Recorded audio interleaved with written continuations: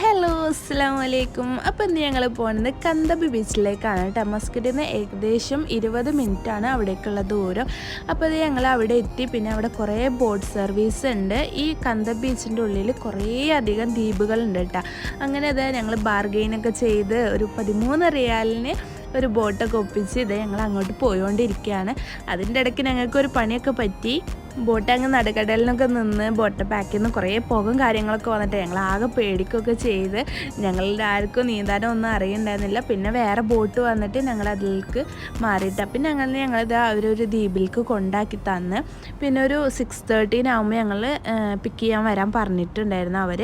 പിന്നെ ഞങ്ങൾ കുറേ ടൈം അവിടെ സ്പെൻഡ് ചെയ്ത് നല്ല രസമുണ്ട്. ഒരു ഭാഗത്ത് മല, ഒരു ഭാഗത്ത് കടലും, നടുവിൽ ഞങ്ങൾ ഈ കുറച്ച് പേര് മാത്രമേ. നല്ല രസമുണ്ടായിരുന്നു. പിന്നെ കുറച്ച് ടൈം ആകുമ്പോൾ ഞങ്ങളവർ പിക്ക് ചെയ്യാൻ വന്ന്. മസ്കറ്റിലുള്ളവരൊക്കെ ഷുവറായിട്ട് കാണേണ്ട ഒരു പ്ലേസ് തന്നെയാണ്. അപ്പോൾ ഇത്രയേ ഉള്ളൂ ഇന്നത്തെ വീഡിയോ. Thank you.